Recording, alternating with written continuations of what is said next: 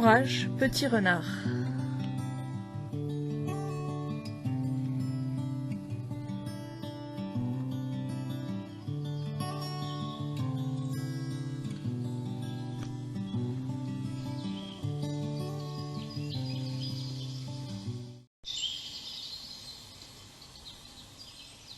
Blottis au fond d'un terrier sombre, 3 petits renardeaux attendent le retour de leur maman. Les diablotins ont seulement 1 mois. Ils ne sont encore jamais sortis dehors. Et ce bruit bizarre? Ruf se faufile entre son frère et sa sœur, puis s'approche de l'entrée du terrier. Oh, y a quelqu'un dehors? Intrigué, le renardeau avance la tête entre les ronces. Aïe, ça pique. Il a soudain un peu peur. Il voudrait reculer, mais le cri du coucou le fait sursauter. Il se cogne à une racine, dégringole tête la première, et tandis que l'oiseau s'envole, le renardeau perçoit le murmure mystérieux de la forêt.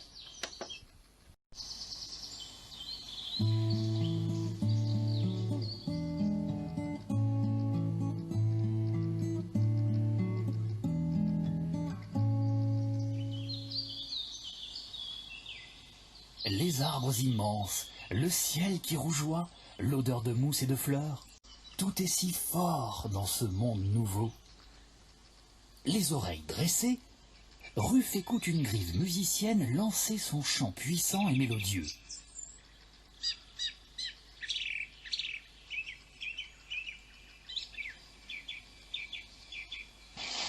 Rif, ouf, venez me rejoindre. Son frère et sa sœur n'osent pas sortir du terrier. Au loin, une grenouille rousse se met à coasser.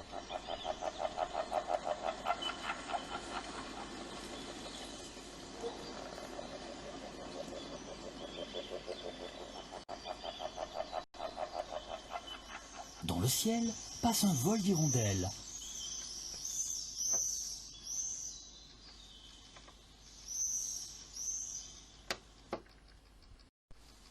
Insouciant et joyeux, le renardeau poursuit une libellule.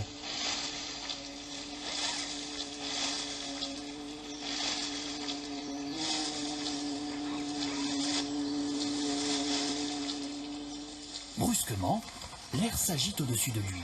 Des griffes se referment sur ses flancs. Terrorisé, le renardeau est traîné dans l'herbe avant d'être arraché au sol. Au secours! Au secours! Un hibou grand-duc emporte Ruf vers son perchoir. Le renardeau gémit et se tortille entre les griffes crochues. Elles n'ont pas percé ses flancs, mais elles le serrent terriblement. Aïe, j'ai mal. Une corneille vient tournoyer autour du hibou en criant.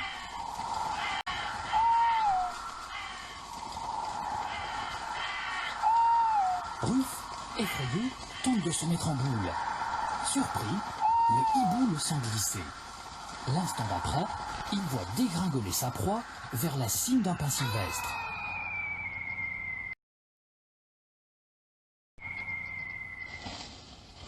Les branches se courbent sous le poids du renardeau et ralentissent sa chute.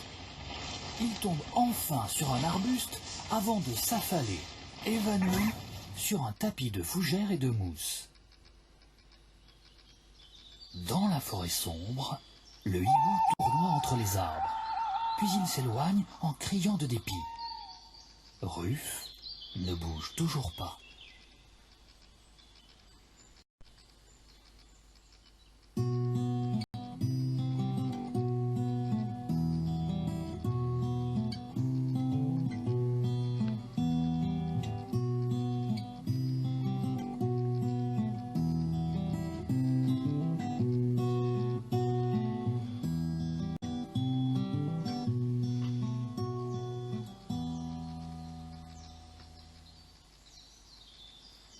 La nuit tombe doucement, mais il y a des yeux et des oreilles partout.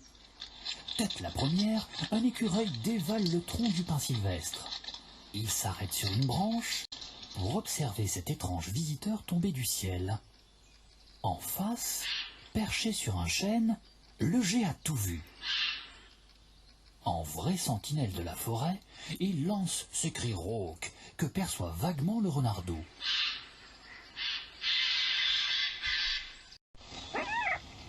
Ruf gémit, se retourne et ouvre enfin un œil. Qu'est-ce qui m'est arrivé? Un filet rouge coule sur son flanc.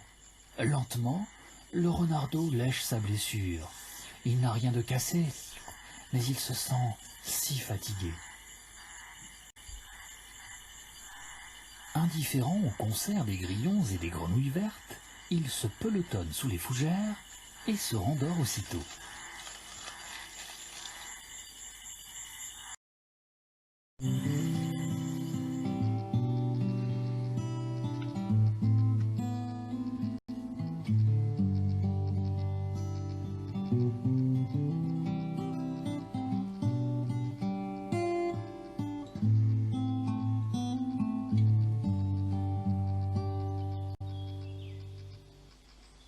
Le jour se lève sur la forêt. Déjà, on entend siffler la fauvette à tête noire.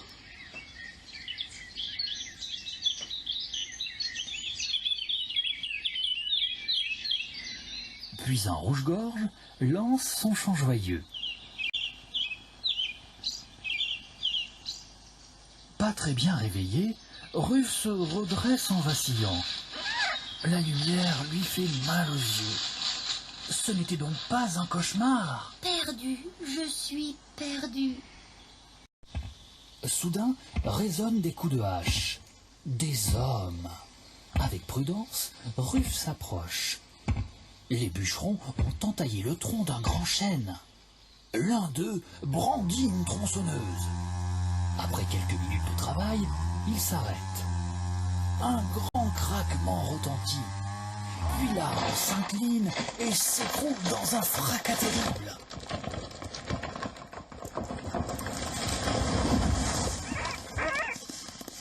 Ruf, lui, se sauve à toute vitesse.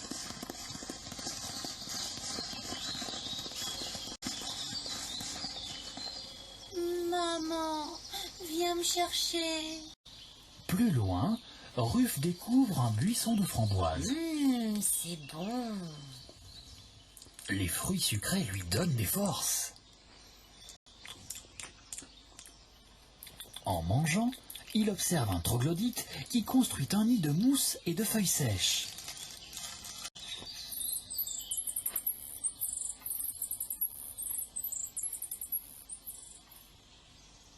Le soleil est haut maintenant. D'instinct, le renardeau sent qu'il lui faut trouver un abri. Il s'approche d'un vieux chêne abattu et se faufile dans le tronc creux. Mais des bruits étranges résonnent autour de lui. Pire encore, quelque chose grouille sous son pelage. Ça bouge. Cloportes, vers, fourmis, ils sont des centaines à ronger le bois mort. Ruf se précipite dehors et se secoue vigoureusement. Tandis qu'il s'éloigne, tout penaud, un pivert tambourine et lance son cri moqueur.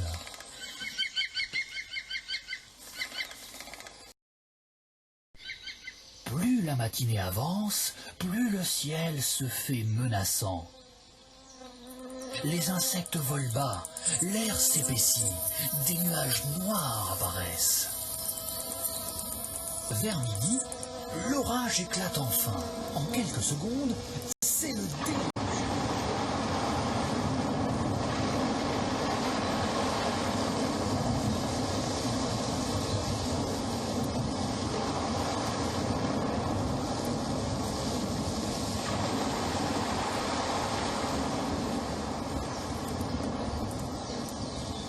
Effrayé, Ruf aperçoit entre les gouttes l'entrée d'un terrier. Mais qui habite ici? Le renardeau s'engage sans hésitation et se retrouve nez à nez avec une grosse tête noire et blanche. S'il vous plaît, je voudrais juste m'abriter. Le blaireau le renifle en grognant. Puis il se retourne et disparaît dans les profondeurs. Les renards ne sont pas ses ennemis. Souvent, il leur laisse même partager son vaste terrier. Je crois que je vais dormir un peu.